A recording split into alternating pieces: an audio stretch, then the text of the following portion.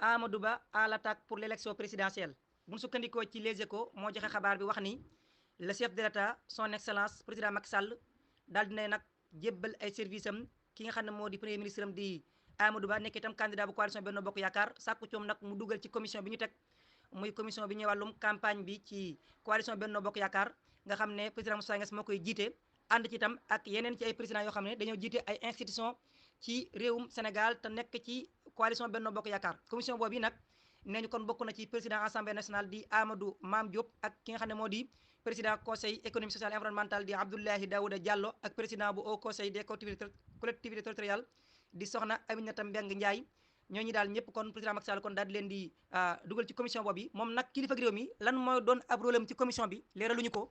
waaye kon président Macky Sall kon jël na ay services am jébbal Amadou Ba ngir nag moom lu ñeel wàccaayu ki nga xam ne moo di présidentielle 2024 commission bi ñu teg maanaam ci gàttal mooy directoire campagne bu Benno Bokk Yaakaar xabaar la bopp Les Échos moo ko daal di mu bokk ci ñu validé seen candidature ngi ñu laaj baatu askan wi waaye day moom nee na Bassirou Diomaye Faye lay campagnal muy docteur Cheikh Tidiane Dièye démb la ko def ci Facebook am bëggoon nañ cee ñëw waaye jamono juñ koy jot dañoo tabje woon moom docteur Cheikh Tidiane Dièye xam le ni xaritam ki nga xam ne daal bokk na lu baree bare moom lu mu niroo la ci wàllum ay gëm-gëm ci politique muy Ousmane Sonko daal dinay choisir le candidat Bassirou Diomaye Faye ngir bëgg ñu daal di koy votel mu wax na nag loolu yi choix la boo xam ne choix bu logique la ndax kat ñoom li leen tax a jug rek mooy procès bi ndax ba si comme ni ko Ousmane Sonko waxee mooy fexe daal ba procès bi daal di sotti ngir li ñu bëgg ci réewum Sénégal ëllëg mu daal di sotti tax na ni kon choix bi mu def choix bu logique la moom nag Cheikh Tidiane Dièye wax ni projet bi nag dafa am sacrifice yu bare bare yoo xam ne laaj na ko te ñu def ko ci te ñu bare bare itam def nañ ci ay sacrifice ñenn ngi ñàkk seen bakkan moom nag nee na duñu ko gën a gore ba tax na moom en tant que candidat dafay campagne aux côtés de Bassirou Diomaye Faye maanaam daal ci Bassirou Diomaye Faye kon lay fas yéene daal campagnal ngir lu ñeel projet bi daal di daal ngir projet bi daal di mën a antu comme ni ñu ko bëggee ngir lu ñeel loyauté am ak itam bokk gu mu bokk gëm-gëm ak ki nga xam ne moo di Ousmane Sonko mi nga xam ne daal moom ak loyalam ci réewum Sénégal kenn dootu ko natable te lépp rek mu def ko ngir sauver projet bi nga xam ne samp na ko ngir génne Sénégal ci guute gi mu jàpp na fi la nekk jamono ji moom nag léeralut ba xam day teg candidature am ci suuf wala déet loolu moom waxu ci waaye daal li mu wax mooy nee na daa fas yéene campagne ngir candidat bii di Bassirou Diomaye Faye wax ni Diomaye mooy seex coalition Diao 2024 weddi nañu bépp rapprochement bu ñuy wax bopp nee ñu dox na seen digganteeg candidat bu Benno Bokk Yaakaar di Amadou Ba ku ñuy wax El Hadji Maram Faye la coalition Diao 2024 wax ni moo xamle jaar ci ab texte bu ñu sukkandiku ñoom ci seen yëpp ne daal ay négociation waxtaan ñuy dox ci diggante ñaari wàll yi ngir nag ñu ànd nekk benn loolu yi day ñoom nee ñu amul loolu yi El Hadji Maram Faye di membre d'action républicaine bokk ci APR wax du dëgg amul ñoom daal rupture dëgg la ñu woote seen diggante coalition Benno Bokk Yaakaar rot na seen candidat bii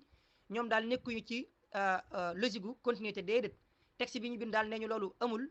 fake news la information yoo xam ne dara amu ci manipulation la di wax lu amul ñoom ñoo ngi wéy ji nekk ci opposition bi ànd ak président El Hadji Mamadou Diawo mi nekk seen candidat ngir 2024 te dañuy fas yéene nag ànd ak moom renforcer seen ay capacité ngir fexe am ndam ci présidentielle yi ñu dëgmal waaye daal li nga xam ne kon moom la ñuy wax dara amu ci ñoom la ñu fas yéene nekk fi ñu mooy fexe ba xool bëgg-bëgg askan wi ñu fas ci yéene noppi nekk ñoom ñoo ngi ci opposition bi ñiy woy itam seen ay militants sympathisants waaye itam mboolem ñi xam ne ay way politique lan ne jamono ji bu ñu àggee fii léeg-léeg ay manipulation dafay am et ñi di jàll xabaar yoo xam ne lañ ci bëgg rek mooy tas yenn coalition yi itam jaxase leen ak lëndëmal xel yi loolu ñu ngi ciy bàyyiloo xel nee ñu loolu dara amu ci cellule de communication bu Diao 2024 ñoo ko daal di def démb altine ñaar fukk ak juróom-ñeent ci weeru janvier weddi waxi El Hadji Maram Faye mi ñu wax ne kon moo def article ci seen yop ne dañoo tàmbalee jege ñaaroo seen diggante ak Benno Bokk Yaakaar maanaam daal ay waxtaan mi dox ci diggante coalition Mame Boye Diao ak Amadou Ba nee ñu loolu am na benn étudiant ak benn agent bu kudd bopp nee ñu jàpp nañu ko ci lu ñeel yàqate gi ñu yàqate woon ICAT muy lu ñeel ay mbir yooyu xewoon na ci ICAT muy acte de vandalisme ñu ci doon wax ci mois de juin 2023 gi ñu génn ginnaaw ba ñu condamné woon Ousmane Sonko nee ñu am na lu ca yees mbir yooyu amoon juin 2023 ginnaaw bi ñu condamné woon Ousmane Sonko ñu yàqate woon lu bare ca ICAT université Cheikh Anta Diop bu Dakar waral sax kilifa yi tëj barab boobu ba léegi daanaka tëjeeguñu ko enquête bi police di def nee ñu waral nañu jàpp benn agent administratif bu nekk ca kuddu ak benn étudiant yooyu jàpp nañu leen bu ñu sukkandikoo ci libération étudiant bi ñu jàpp mi ngi wekk turu Abdoulahi Mbodj am 22 ans ñaar fukk ak ñaar dëkk ci Médina moom nag bi ñu ko jàppee interrogé ko laaj ko ci PV bi étudiant bi ñu di ko wax le baron la ñu koy wooyee moom étudiant bi day dëggal na ni sympathisant ex parti Pastef la waaye nag lépp luy ñeel participer ci acte vandalisme foofu ci ECAD moom weddi na ko nee na defu ko suur bi nga xam ne mbir maa ngi doon am ma nga woon ci université naam waaye nag génnul woon ab néegam waaye day moom yi la ko feeñal la weddi la muy wax mooy nee ñu ay image ak vidéo yooyu enquêteurs yi am nañu ko daa wane moom ak ñeneen ñu doon amal ak yàq ak itam di way yenn way fële ca université bi nga xamee ne mbir maa ngi doon am loolu moo ko daaneel kon yenn investigation yoo xam ne tam enquêteurs yi def nañu ko waral kon ñu teg loxo kii di Cheikh Ahmadou Bamba Niang juddu 11 mars 1996 ca Dakar di ab agent bu kudd ne ñu ma nga dëkk itam ca Sicap Foire ne ñu tam daal moom ci ñi ñu jàpp la bokk ne ci mbir la bokk moom daal nañ koy inculpé ñoom ñaar ñëpp yóbbu leen kaso def leen sous mandat de dépôt. Plus de 3404 d'électeurs en souffrance dans le département de Diourbel li dox suñu diggante ak présidentielles yi bëreetul bu neexee yàlla léegi tey ñu àgg ca ndax matatul weer loolu nag waral na préfet bu département bu Diourbel di monsieur Maguette Diouk di wax ne daal lu ëpp 3404 d'électeurs muy ñetti ju nekk ñeenti téeméer lu ko ëpp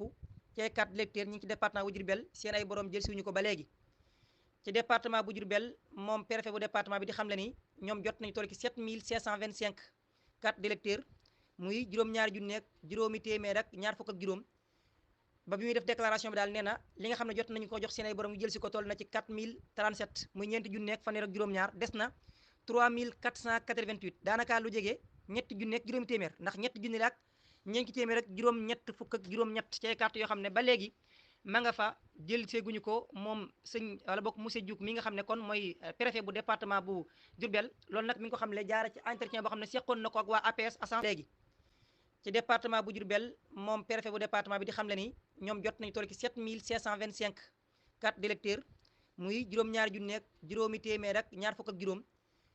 ba bi muy def déclaration bi daal nee na li nga xam ne jot nañu ko jox seen ay borom yu jël si ko toll na ci 4037 muy ñeenti ju nekk fanweer ak juróom-ñaar des na 3488 daanaka lu jege ñetti junni ak juróomi téeméer ndax ñetti junni la ak ñeenti téeméer ak juróom-ñett fukk ak juróom-ñett ci ay carte yoo xam ne ba léegi ma nga fa jël seeguñu ko moom sëñ wala bokk monsieur Diouk mi nga xam ne kon mooy préfet bu département bu Diourbel loolu nag mi ngi ko xam ne jaara ci entretien boo xam ne seqoon na ko ak waa APS Agence Presse Sénégalaise bu sukkandikoo ci APS ba tey mu joxe xabaar boo xam ne commune bu Diourbel lu toll ci 1128 carte d'électeur jot nañu ko distribuer foofu daal di koy joxe mel na kon foofu askan yi daal génn nañu ñëw jël si donte des na waaye nag fi nga xam ne fa la carte yi jamono ji ëppee jël si wuñu ko ci département bi mooy ci arrondissement bu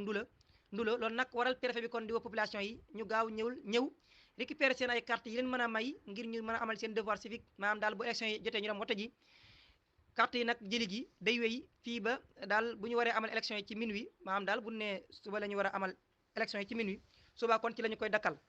ci carte électorale bi ci réewum Sénégal Diourbel am na ci toll ci 124 488 électeurs muy département bi ñu mu toll ci am itam toll ci 294 bureau de vote ñu séddale leen ci 152 lieux de vote kon di département boo xam ne kon la fay wotee bari na lool kon daal jàpp leen jamono ji toll lu ëpp 3400 électeurs la préfet bi wax ne ma nga ci département bi seen ay borom jël seeguñu ko mi ngi leen di soññi ñu jël si ko moom préfet bu département bu Diourbel di monsieur Maguette Diouk fële ca xaar yàlla ca Liberté 6 daal dina yokk jamono ji dem nekk juróom benn di bilan boo xam ne kon dis na gann loolu nag li ko waral mooy benn immeuble moo daal di daanu immeuble 3 étages moo daanu ci guddi altine jàpp talaata diggu ci guddi nga xam ne kon jural na jafe-jafe ñu dëkk foofee ci jamonoy 1h du matin la ñu signalé waa sapeurs-pompiers ñu daal di ñëw ki suba nag la ñu njëkkoon a wax mooy kenn ko faatu waaye daal ginnaaw bi tam ñu waxaat ñett jamono ji jàppale na kon juróom benn la ñu wax lii nag mooy chiffre yi ñu gisoon teg suba waaye ñemuñu ko woon révélé ndax gisaguñu ko woon ci waa sapeurs-pompiers ñu daal di koy wax waaye kon finalement sapeur daal dina koy dëggal juróom benn bakkan la ñu waxagun pour le moment moo faatu ci jéey jooju am foofu waxoon nañ itam ñeent ñoo xam dañoo réer ñoom waa sapeur ci suba bi ñu doon def déclaration bi ci guddi ba daanaka ci suba gi waa sapeur ak police ña nga fa woon